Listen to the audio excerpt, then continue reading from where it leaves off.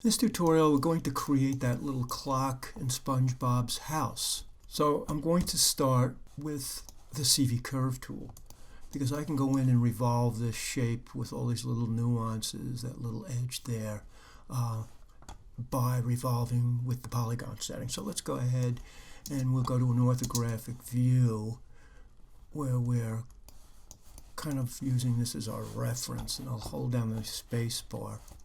Then I'm going to go to Create, CV Curve Tool. I'll go to the settings. I'm going to set it for 1.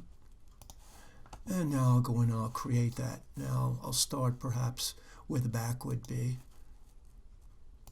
And I might add a few more points. It's easier to add more points as you go as opposed to afterwards. It's kind of a nuisance. So I'll add what I need now, and always possible to get rid of what I don't want.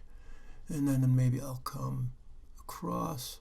Now I'll add that little ring that holds the lens to the face of the clock here, and then I'll come down, and I want to round that lens a bit, even though it might not reflect that in the actual art. I'm going to right click now, and I'm going to adjust this Bezier curve a bit, and because of the history we can always go back and edit these as we proceed. I'll go to my object mode, and I'm going to hold down D, and I'm going to move my pivot to here. Now, because I started on the x-axis, and my pivot really was where it needed to be anyway, but it's always a good idea to understand very often if you don't create this exactly on the axis that you want to revolve, you're going to have to move that pivot. Now I'm ready to revolve, so I'll hold down the space bar. I'll go to Surfaces, and I'll go to Revolve, and I'll go to my Attributes. And I'm going to set for polygons, quads, and I'm going to use the default 200. I can always add more faces afterwards. And I'm going to make sure that the x-axis has been chosen. I'll hit Apply, and I'll center the pivot. And now perhaps I would like this to be turned more in keeping with my reference, so I'm going to revolve it. I'll get my rotation tool, and on the y-axis I'll make this -90. And if I go to my perspective view now and hit F on the keyboard, you can see we've got that clock face started. Now we could go a lot more detail. I could separate out the face and make it transparent, then put the art on, but because this is kind of a cartoon, this could be done with the texture map. So I'm going to go and put the detail on here. I'm not quite sure what's going on in the back. It looks like maybe a little kind of a gear, but I'm going to go in and I'll put the feet on it anyway. So I think in order to do that, I'm going to use a couple of cylinders with kind of a rounded bottom to them. I'll start by going in my top view, hold down the space bar, I'll go to Create Polygon Primitives, and I'll go to Cylinder, and I'll click and drag a footprint to get started. Hit 4 on the keyboard so I can actually see it, and I'll give it some length, and now I'll move it. Start to put it kind of into position where I think I might want this to be, and I think I want it to be a little bit thinner, and I also want it to be rounder at the bottom. So I'll get my edge loop tool, and I'll put an edge about here, and I'll hit 4 on the keyboard. I'm going to put one up here just to hold the shape together, because now if I hit 3 on the keyboard, I can see it's starting to round off. I want it a little bit rounder though. So I'll hit W on the keyboard, I'll hit 1, and I'll go to Edge, and I'll double click on that newly entered edge, and I'll just put up a little higher and hit 3. So you can see the higher you go, the rounder that's going to be. Now if I wanted to, I could also go and select the faces at the bottom, and I could scale those in. So I'm going to do that as well. I'll turn so it's more of an orthographic view. I'll right click and choose Vertex, and I'll just select that row of vertices. I'll hit R on the keyboard, and I'll just gather those in. Returning to my object mode, I'll hit 3 on the keyboard, and that's pretty good. I could live with that. I'm going to go to my orthographic front view. I'll hit F on the keyboard. Now I want to determine how long I want it to be, and the rotation of it. If I wanted to, I could shift select both of these, move them up, and maybe I'll use my grid as a reference. So I'll select this. Maybe I'll give it a little more length so I have something else to work with here. And I want to rotate it right at this point, so I'll hold down D and I'll drag it to about that point. E for my rotation, and I'll tilt it. Now I need another one on the other side. Actually, I need 3 more because there's 4 of them. They're all positioned the same way.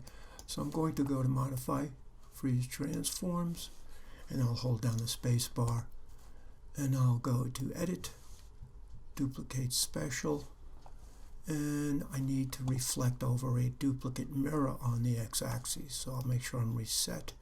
I'll put a minus sign in front of Scale for the x-axis, hit Return to set that, hit Apply, and I'll drag that one over into position. Now I need 2 more for the back, so I'll Shift Select. Maybe I'll go to my top view for this. I can see I've got a little bit of room here, so I'm going to move it like that. I'll hit Command D, and I'll drag the duplicate legs back to the back of the clock. So now if we look at what we've got, you can see we've got that rough kind of a clock that we saw in the SpongeBob. Now we could go a little bit further with this. If I wanted to, I could select this now, and I could make it a little bit more playful by adding a non-linear bend. So I'll hold down my space bar, I'll go to Deform, Non-Linear, Bend, and I'll hit 4 on the keyboard so I can see the bend tool. Now to edit this, I simply have to hit T on the keyboard, and when it's in the editing mode, you'll see these 3 blue diamond shapes. The 2 on either end control what part of that geometry will be affected. The one in the middle, when I click and drag, will allow me to bend it. We need 5 on the keyboard just to see what that looks like. And you can see now we can add a little bit of a bend just to make it a little bit more cartoonish perhaps. And I might even play with the scale a bit. Now, let's say for argument's sake I wanted to bend it the other way or in a different direction. I could select that tool. I'll hit T so I can see it. And I can now, I'll introduce a bit more of a bend so it's obvious what's going on. I'll hit E to get my rotation tool. Now I can rotate that effect if I'm looking for something a little bit different. Now once I've got something I want, I'll select the geometry. And I've got 2 options. I could duplicate it and it would leave that effect on the clock shape, or I could simply click on Delete by Type History. And once you do that though, you no longer have access to the bend tool. You can always add it again, but that's pretty much how that would go. I'm going to go ahead and replicate that little winding mechanism on the back of the clock to the best I can based on this reference. I'm going to go to the front view. I think I'll start with a cylinder. Polygon primitive, cylinder, and I'll drag a footprint to there. Hit 4 on the keyboard so I can see the perimeter of it, or circumference. And I'll go to my perspective view, and I'll just start to give that a little bit of length. Now I'll go to my side view. I'll pull it out a bit, and I think I'll make it a little thinner. I want to play with this as well as far as this bend. It's kind of like a nice theme, so I'm going to go to the inputs in my channel box. I'm going to use the subdivision height. I will make that, maybe I'll make that 10. That's going to give me some geometry that can be bent. I'm going to get my scale tool. I want it to be a little thinner, so I'll scale the whole thing down, then add the length I want to this. Now I think I'll go ahead and go to my front view here, and I'm going to create those little elements that kind of look like, they just look like they might be just little cylinders that have been altered, but I'm going to use the revolve tool for this to make that a little bit more organic. So I'm going to go once again to the side view. I'll go to Create CV Curve tool, and I'm going to choose 2. I'll make one of these, and I'll hit return, and now I'm going to edit these points a little bit. Now I can do this once I've revolved my shape as well, but I can see maybe I would like this to be a little thinner down here. I'll return to the object mode,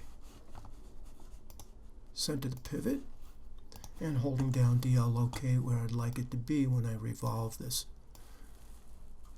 And this will be revolved on the y-axis. I'll hold down my space bar, I'll go to Surfaces, Revolve, Attribute, I'll set it for Y.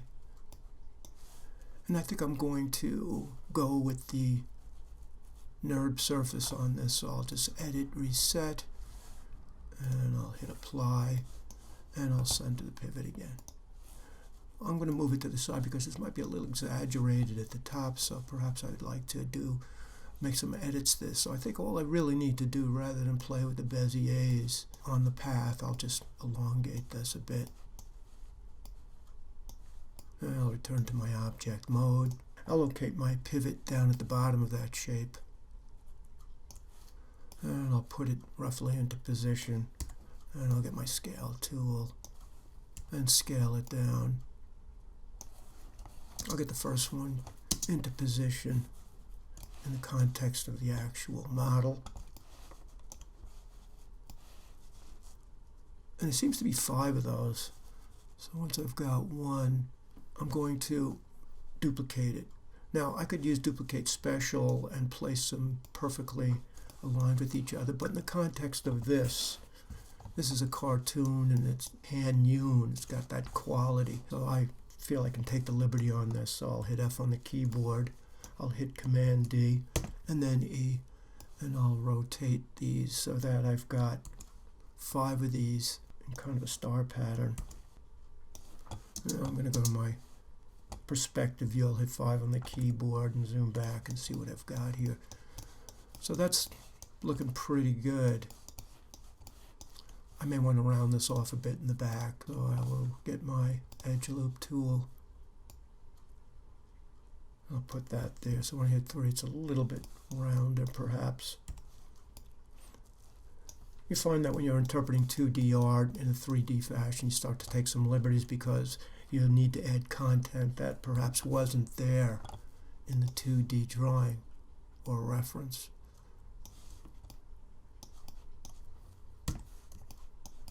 Alright, so now what I'm going to do is I'm going to put a bit bend on this so it's a little bit more like the body of the clock. I'll go to Object and I'm going to hold down the space bar. I'll go to Deform, Nonlinear Bend.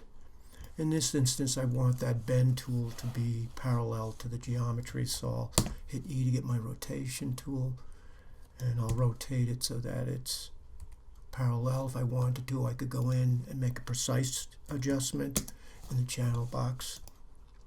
Now I'll hit T, and if I drag this now I'm getting a bend. Now I'm not sure how I want this to bend. I don't want it to bend at the tip so much. So I'm going to move this in so that when I use this tool, the influence will be more at the back. I'll hit 5 on the keyboard so we can see it. So you can see it's just affecting the back pretty much. So the closer this is to that source, the less influence on this side. So I'm going to get a little bit closer, and now that's pretty good. Now once I've got what I want, I might give it a little bit more here. I'll hit E on the keyboard, and perhaps I want this to be up a little bit or down. Just a little bit so it's not perfectly parallel in my side view. Once I've got that, I'll click on Delete by Type History, and now I'll start to put it back into position so it's still attached to these, or in the area of these little kind of dial shapes we've got here. Now I'm going to Shift Select all this geometry. I'll hit Command G and I'll center the pivot. And now I can move this perhaps back in like so. And if I wanted to, I have the option now to rotate that as well and change the direction of that. So it gives me a little more flexibility. And that pretty much wraps up the modeling process. And we'll address the texture process in another tutorial.